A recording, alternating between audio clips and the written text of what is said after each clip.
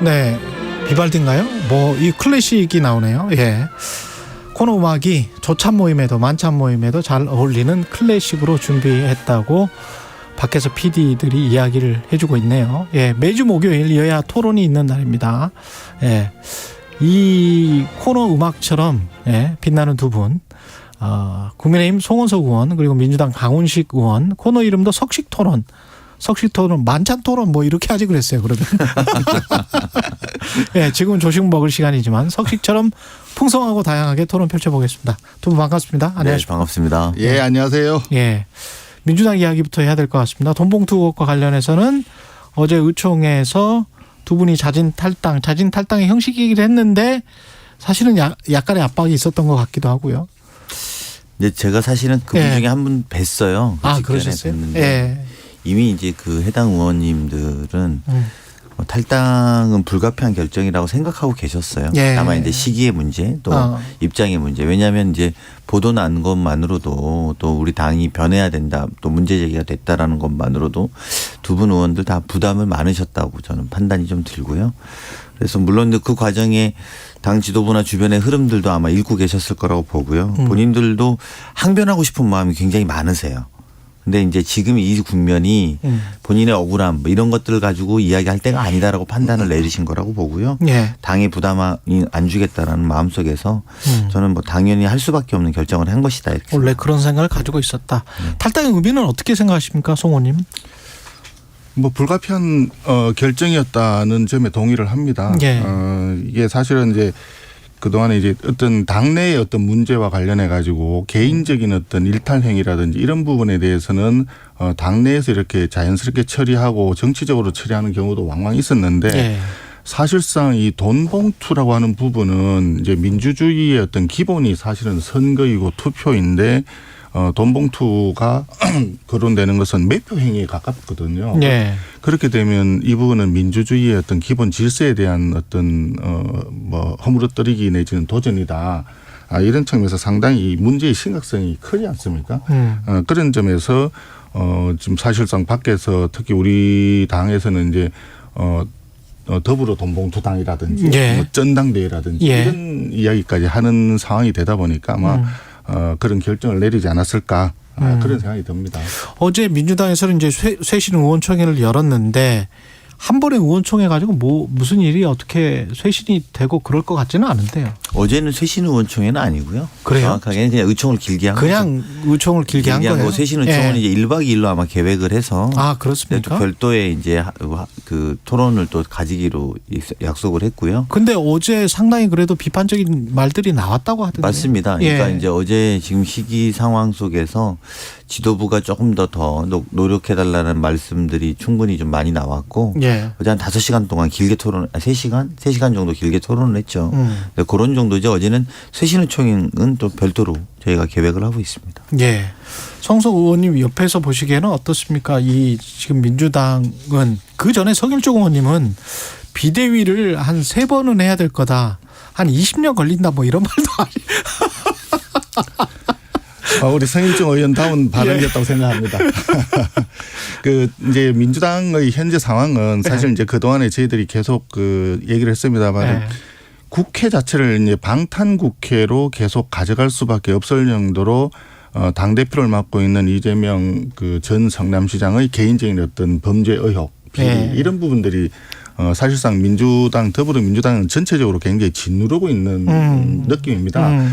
본인이 이제 전혀 문제 없다라고 강변을 하고 있지만 많은 증거와 정언들이 법정에서 지금 이미 쏟아져 나오고 있는 상태이기 때문에 그런 점을 고려해 볼 때 당대표의 어떤 개인적인 일탈 행위였지만 당 전체가 지금 힘든 상황이 되다 보니까 그래서 아마 비대위를 뭐 3번, 4번 이런 이야기까지 했던 것 같은데 민주당 입장에서는 아마 곤혹스러울 거라고 생각을 합니다. 아마 그런 마음들이 모여서 이번에 아마 원내대표 선거도 상당 부분 그런 부분들이 반영된 결과가 아닌가 이렇게 생각을 하고요.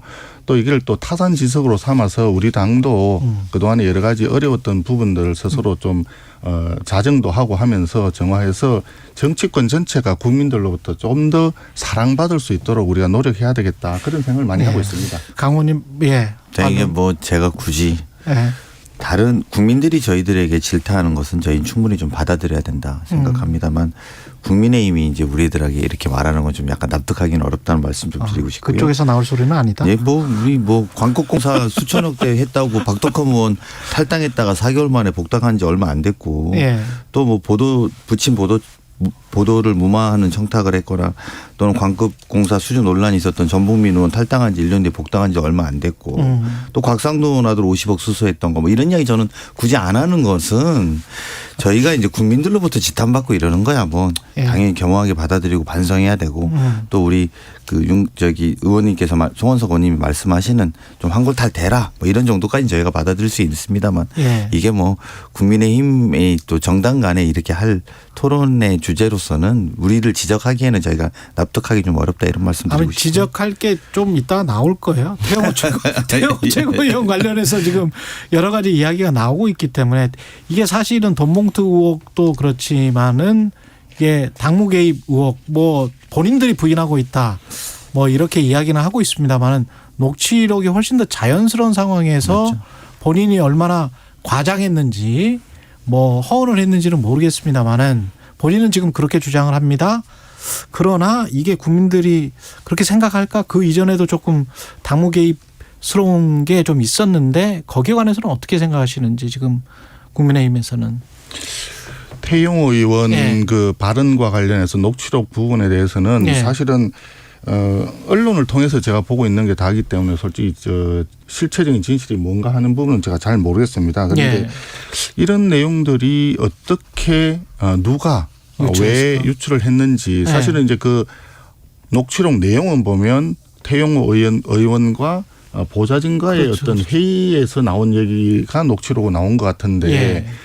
본인이 그런 이야기를 그 밖에다가 얘기를 했다라고 보기엔 굉장히 어려운 상황이고 예. 그래서 이게 과연 어떤 상황에서 이렇게 나왔을까 하는 생각이 좀 듭니다. 그런데 본인이 얘기한 것이 보좌진하고 얘기할 때 약간 좀 그 오바해서 얘기했을 수도 있고 한데 이것을 단적으로 이제 어떤 공천 개입이라든지 당무 개입이라든지 이런 식으로 사건의 성격을 규정 짓는 것 자체는 조금 지금 성급한 거 아닌가. 예, 그런 생각이 듭니다. 예. 그래서 전체적으로 이 사안 자체에 뭐 문제가 있는 부분에 대해서는 문제가 있는 부분대로 조사를 해야 될 것이고 또 관련해서 우리 김기현 당대표가 이제 종합적으로 여러 가지 상황들을 병합해서 윤리위에 좀 심사를 해달라.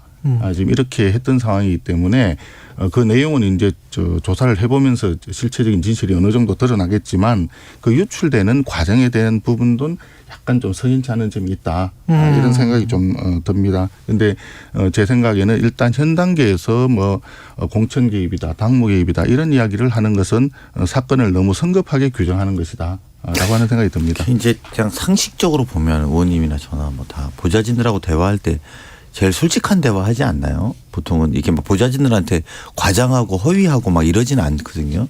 근데 어쨌든 이제 그게 유출된 경로도 뭐 그 보좌진들 뭐 그 태용호 의원과 함께하는 보좌진들의 문제니까 제가 뭐 그걸 거론할 문제는 아니고 그러면 둘 중에 하나는 거짓말하는 건 확실한 거 아닙니까? 어쨌든 태용호 의원이 과장해서 거짓말을 했던 보좌진들한테 아니면 이진복 수석이 지금 거짓말을 하고 있는 것. 국민들은 이제 실체적 진실에 관심이 있는 거죠. 그러니까 뭐 그것이 뭐 어떻게 됐고 어떻게 됐고 떠나서 누구 하나는 거짓말일 텐데 하나는 여당의 최고위원이 거짓말했다는 것이고 또 아니면은 이진복 수석이라고 하는 우리나라 대통령실의 수석이 거짓말했다는 것 둘 중에 하나인데 국민들은 관심이 있는 건 전 진실에 관심이 있는 거라고 봅니다. 예. 기본적으로. 그리고 두 번째는 그중에 누구 하나가 진실이라면 특히나 당무 개입이 진실이라고 하면 이것은 박근혜 대통령이 징역 3년을 구형받고 2년을 실형받았던 내용 아닙니까? 예. 결정 보면. 그리고 그것을 그때 당시에 진두지휘했던 중앙지검장은 윤석열 대통령이었습니다. 그리고 지검 3차장이 한동훈 법무부 장관이었고요. 그래서 이 문제는 되게 만약에 이게 사실이라면 굉장히 엄중한 사안인 거고 이미 전직 대통령이 그걸로 실형을 받은 상황에서 그런 시도가 일어났다면 더욱더 심각한 거다. 그래서 결론적으로 보면 저는 국민의힘이 태용호 의원 꼬리 자르기 할 수밖에 없을 거다. 이렇게 꼬리 생각합니다. 자르기. 그러면 징계가 굉장히 큰 사실 여부는 중요하지 않고 예. 제가 볼 때는 예. 왜냐하면 아까 말한 것처럼 다른 쪽이 진실이라면 되게 심각한 상황으로 연결되지 않겠습니까? 예. 그럼 굉장히 이거를 태용호 의원 하나가 이 과정이 진실 여부와 상관없이 결론은 정해지고 수순으로 가지 않을까? 전 그렇게 조심스럽게 예측해 봅니다. 예, 송호님. 아니 뭐 꼬리 자르기식 글쎄 이런 이야기를 하는 게 적절한지 모르겠습니다만은 한번 생각해 보십시다. 지금 실질적으로 돈 봉투를 주고 받았다라고 하는 의원들이 전 대표인 송영길 대표도 돈을 받았다 또는 거기에 관여했다 이런 얘기들이 오고 가고 있고 윤관석 이승만 의원이 탈당을 한 과정도 본인들이 자진해서 탈당을 했다고 하지만 뭐 지도부가 식사를 했다든지 뭐 사무총장이 뭐 만나서 그 좀 비공개적으로 그런 이야기를 했다, 권유했다, 뭐 이런 기사까지 이제 나오고 있는 상황을 보면 이 자체도 상당히 어떤 국민적인 공분으로부터 좀 회피를 하기 위한 꼬리 자르기식 어떤 그런 사정 각본이 아니냐. 민주당이 꼬리 자르기를 하고 있지 않냐. 민주당이 꼬리 자르기 아니냐 이렇게 예. 또 볼 수도 있거든요. 그러니까 그런 이야기들이 많이 있는 상황이고 사실상 내용 자체의 엄중함을 볼 때 그 돈 봉투 얘기가 자꾸 나오는 그 부분은 굉장히 심각하다고 보여지거든요. 그래서 그런 부분들이 국민들이 더 의구심을 많이 가지지 않겠나 하는 생각이 들고 우리 당내에서는 사실 최고위원 두 분이 지금 뭐 저 윤리위에서 뭐 조사를 한다고 지금 돼 있어요. 그러니까 이번에 나타난 녹취록과 관계없이 태용호 의원은 그 전에 했던 발언을 가지고 제주 4.3 사건 관련해서 이미 그 윤리위에서 조사를 하고 있는 그런 상태이기 때문에 거기에 이제 병합해서 조사를 좀 해달라라고 이제 당대표께서 윤리위에다 얘기를 했고 윤리위에서 아마 그걸 이제 받아서 한다 그러면 전체적으로 조사를 할 테니까 아마 꼬리 자르기 아니라 그 전에 이미 있었던 거 가지고 윤리에서 일부 거기에 대한 뭐 제대로 조사할 것이다 하지 않을까 이렇게 전망이 되는 거죠. 이제 김재원 의원하고 같이 이제 맞물려 지내는 건데. 예. 아니 우리 태용 의원 질문했더니 저희 당 이야기를 계속 해주셔가지고 이제 저는 이제 결국은 말씀대로 이전에 있었던 발언 때문에 징계가 될 거라고 우리 송원석 의원이 말씀해 주시니까 그 이전에 있었던 징계도 참 곤욕스러울 것 같아요. 이준석 대표가 본인 입장을 이야기했는데 양두구육 사자성어 썼다고 해서 당원권 정지 1년이었는데 5.18과 제주 4.3에 다 모욕한 상황에 대해서는 더 강하게 징계가 나와야 된다 이렇게 이준석 대표가 이야기했단 말입니다. 근데 이게 딜레마가 뭐냐면 그러면 1년 이상 징계권보다 더 큰 징계를 내리게 될 경우에 당원권 정지. 1년도 지금 공천도 안 되는 거 아니에요? 그렇게 되면? 그러니까 두 분이 공천을 못 받는 상황이 올 거거든요. 그러면 그거보다 그러면 낮은 징계를 할 경우에는 이준석 대표가 또 우스꽝스러운 모습이 되는 거 아닙니까? 그래서 이게 아마 실제는 윤리위원회에다 넘겨놨는데 윤리위원회가 결정하기도 참 곤욕스럽고 잘못하면 이게 분열의 단초까지 갈 수도 있는 것 아니냐 이런 걱정스러운 모습을 보는 것도 있죠. 성우님. 네, 그게 뭐 같은 얘기를 자꾸 하는 그 자체가 썩 달가운 일은 아닙니다만. 그러면 대통령 이야기로 그러면 갈까요? 아니 잠깐만요. 그 말씀을 하시니까 조금 더 얘기를 한다 그러면 예를 들어서 지금 그 송영길 전 대표 같은 경우에는 경찰이 지금 피의자 신분으로 전화를 했다고 하지 않습니까? 피의자 신분으로 전화를 했는데 탈당함으로써 그 모든 것이 끝났느냐? 탈당함으로써 그거는 아니겠죠. 그건 아니지 않겠느냐 이거죠. 지금 이제 윤관석 의원과 이승만 의원도 마찬가지인데 그게 이제 민주당에서 꼬리 자르기식으로 일단 탈당을 한다 치더라도 그것으로 끝나지 않을 것이다. 그런 전제하에서 생각한다면 그러면 거기 모 의원은 그래 얘기했죠. 그거 뭐 점심값이나 되느냐 뭐 이런 식으로 돈 정성호 의원, 정성호 의원도 그랬고 저기 대변인 맡고 있는 그분도 한번 말씀하셨죠. 그래서 그런 전제하에서 생각을 한다 그러면 같은 돈봉투 사건에 대해서 그런 이야기를 한다면 이재명 전 성남시장의 비리에 대해서는 그러면은 탈당을 미리 했어야 되지 않느냐. 또 이런 이야기도 가능할 것 같아요. 그래서 이런 부분들이 정말 큰 사건에 지금 뭐 대장동, 뭐 백현동, 또 성남 FC 불법 후원금에다가 뭐 변호사비 대납에다가 지금 사건들이 좀 많습니까? 그런데 그분은 그런 여러 가지가 있는데도 탈당을 안 하고 계세요. 그거 참 놀라운 일 아닌가 싶어요. 근데 우리가 토론이 이 주제를 이야기하면 주제에 맞게 주제에 좀 맞게 하자. 토론이 좀 돼야 이게 좀 생산적인 이야기를 할 수 있을 텐데 예.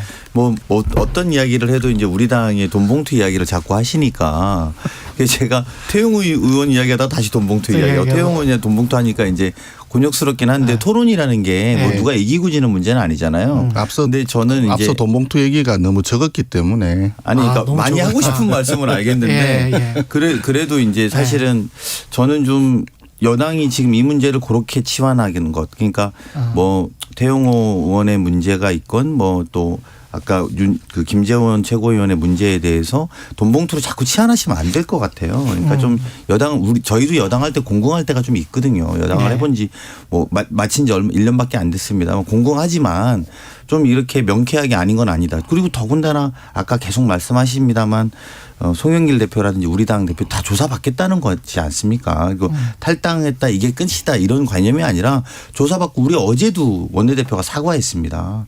그건 잘하신 것 같아요. 그러니까요. 그런 식으로 저는 태용호 의원 이야기 있지만 김재원 이야기 있지만 누가 사과하고 지금 이야기는 아무도 안 하고 있거든요. 그러니까 좋은 것도 자꾸 서로 좀 경쟁하는 것도 좀 있어야 될 거라고 좀 보고요. 예. 그래서 사실은 그런 문제에 대해서 자꾸 이렇게 좀 여당이 좀 더 국정 운영이 무한 책임자니까 저희도 여당할 때 정말 곤욕스럽더라고요. 뭐 하나 터지면 TV 토론 나와가지고 말하기가 근데 조금 더 좀 그 책임감 있는 자세로 말씀해 주셨으면 하는 바람입니다. 그리고 윤석열 대통령이 국민의힘 지도부 만찬을 가졌는데 근데 이번에도 이제 야당 인사는 빠졌고요. 지금 거의 1년이 다 가는데 정권 초에 잠깐 제안을 했었다가 어떻게 좀 안 됐다 그런 이야기도 나오고 그랬었습니다만은 이 대표를 만나는 거는 이재명 대표를 만나는 거는 굉장히 좀 꺼려하는 듯한 분위기는 감지되는데 어떻게 보세요? 이제 범죄 피의자 입장이기 때문에 그러다 보니까 이제 만나기가 좀 조심스럽다.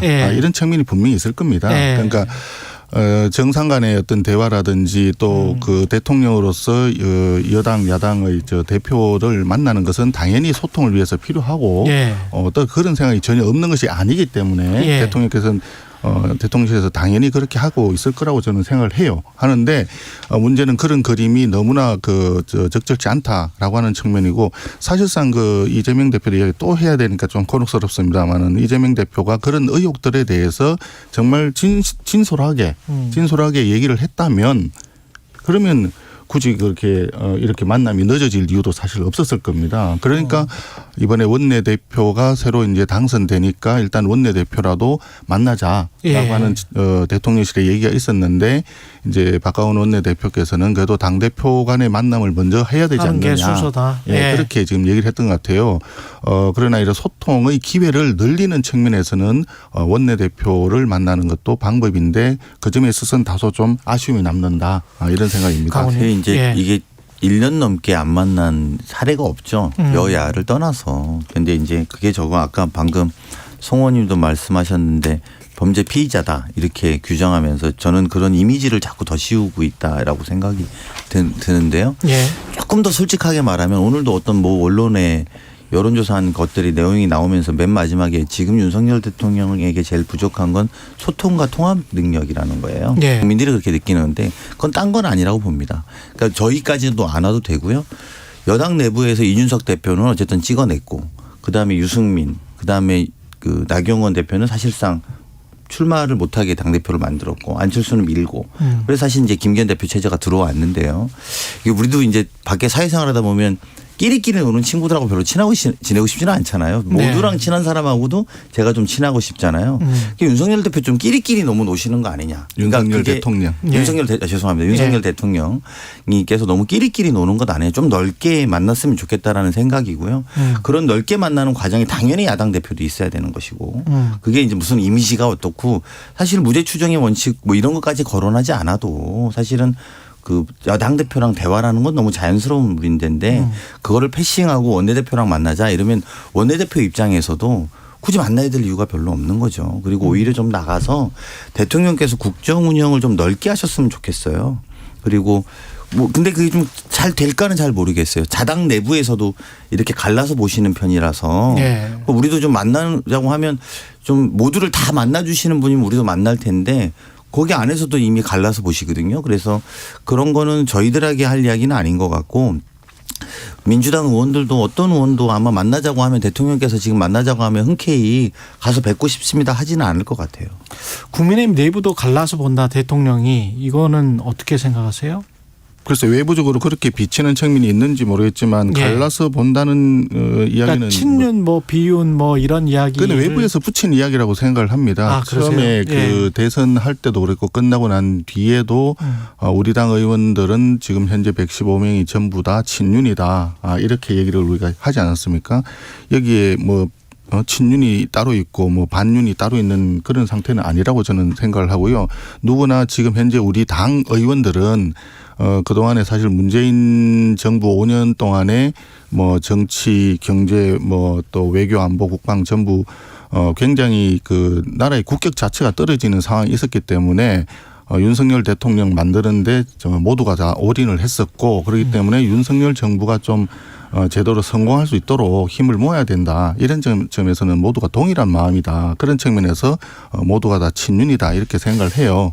근데 지금 뭐 말씀하시다시피 전당대회 과정에서 뭐 이분 저분 뭐 이런 얘기를 지금 거론을 해 주셨는데 예. 뭐 전체적으로 당내에서 의견들이 지금 상황에서는 이분이 하시면 좀 곤란하지 않느냐. 또 이분이 더 낫겠다. 뭐 그런 의견들이 모아졌기 때문에 그런 방향으로 가지 않았을까 저는 그렇게 생각을 합니다. 그래서 지금 현 상황에서 우리 당내의 여러 그 분들에 대한 어떤 그 소위 당권 주자에 상당하는 분들 예. 그런 분들을 가지고 이렇게 저렇게 얘기하는 것은 밖에서 그냥 할 수 있는 얘기에 불과하지 않겠나 저는 그렇게 생각을 해요. 저는 이제 대통령께서 이게 원래 검사 출신이셔서 전 이런 문제가 있다라고 생각도 좀 들어요. 예. 무슨 말이냐면 검사라는 게 법을 엄중하게 집행해야 되고 사적으로 만나면 안 되고 이제 뭐 이런 것들이 있지 않습니까? 예. 특히 이제 범죄와 관련되면 더욱더 그렇죠. 예. 근데 지금 우리가 사법부의 역할이죠. 그게 일종의 준사법기관이긴 하지만 그 검사의 역할은 그렇게 볼 수 있지만 정치인 대통령을 우리가 뽑은 거 아닙니까? 국민의 대표 대통령은 좀 더 넓은 소통과 넓은 대화 그리고 그걸 인해서 통합하는 힘을 가져야 국력 자체가 커지는 것들이 되게 크지 않겠습니까? 예. 근데 제가 보면 통치행위를 사법적으로 하는 느낌을 좀 많이 받는 거죠. 그래서 통치행위는 정치적인 행위거든요, 사실은. 그래서 본인하고 생각이 달라도 가서 이해하려고 경청하고 본인하고 처지가 달라도 가서 만나려고 노력해야 되는 건데 사법은 그렇지 않죠. 특히 검사는 더 그렇지 않죠. 본인하고 처지가 다르는 건 법적으로 잘못됐다고 생각할 가능성이 높은 거죠. 예. 그러다 보니까 이제 그랬던 연장선상에서 현재 대통령으로서 활동을 하고 계신 건 아닌가라는 걱정이 좀 많이 앞서고요. 대통령은 어쨌든 국민의 통합을 상징하고 더군다나 우리 지난번에 저희가 그 우리 정부 때 야당이 가장 많이 비판했던 건 편가르지 말아였어요. 그렇지 않습니까? 그래서 우리가 5년 내내 편갈랐다고 혼이 났는데 야당한테.